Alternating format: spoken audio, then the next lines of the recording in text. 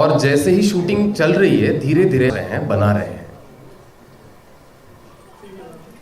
Sir, आपसे जानना चाहेंगे इस शो को लिखने के लिए कितनी चैलेंजेस पेश आई। ऐसा कि अटल जी को हम जानते हैं कि प्राइम मिनिस्टर के तौर पर या फिर एडल्ट के तौर पर जानते हैं किस तरह से उन्होंने काम किया, लेकिन बचपन के बारे में बहुत कम ही जानकारी है। तो कितना रिसर्च किया आपने इस किरदार के लिए, लिखने के लिए, और क्या क्या मसले पेश आए?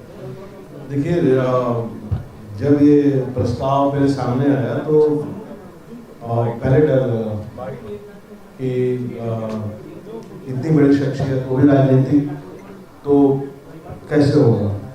लेकिन जब हम इसका रिसर्च शुरू किए करना, हम ग्वालियर भी गए और तमाम ऐसे लोगों से मिलना, उनके रिलेटिव जितने थे, उनके साथ आगे पीछे पढ़े हुए लोग थे, सबसे मिले। और अटल जी के बारे में जितनी किताबें होंगी हम लोग सब पढ़ डाले, कुछ पत्रकारों से भी मिले।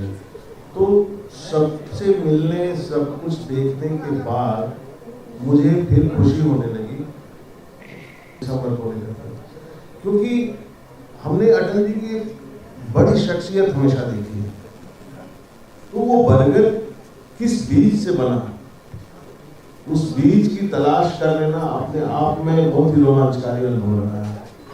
और जैसे जैसे हम काम कर रहे हैं, आगे बढ़ रहे हैं स्क्रिप्ट लेवल पे, हमें मजा आ रहा है, क्योंकि अटल जी बाकी राजनेताओं से अलग, जब वो राजनीति में आए थे तब उस समय भारत की राजनीति में बड़े बड़े राजनीतिक स्कूल थे, जवाहरलाल नेहरू थे, आचार्य नरेंद्र थे, लेकिन उन लोगों से अलग हटके उन्होंने एक अलग राजनीतिक विचारधारा को पकड़ा।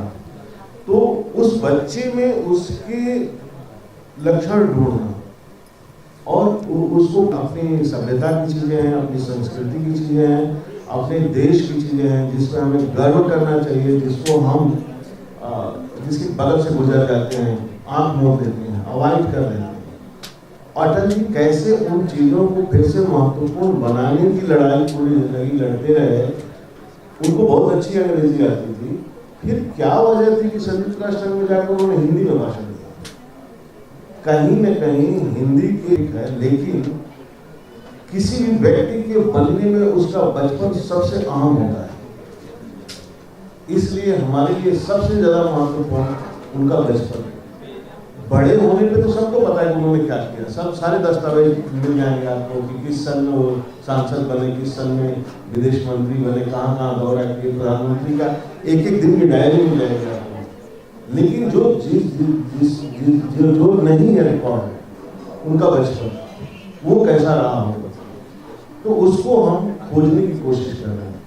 और सबसे अच्छी बात है कि हमारे चैनल की तरफ से जो लोग हैं और हमारे जो अभिनेता, हमारे निर्देशक, सब लोग उसमें डूबे हुए लोग, तो हम कुछ अच्छा निकाल के ले आ रहे हैं, ये मेरा दावा है और आशा है कि लोग वैसे ही इस शो को प्यार करेंगे जैसे हम लोगों के पिछले शो अम्बेडकर को लोगों ने सराहा, आज भी लोग देख रहे हैं।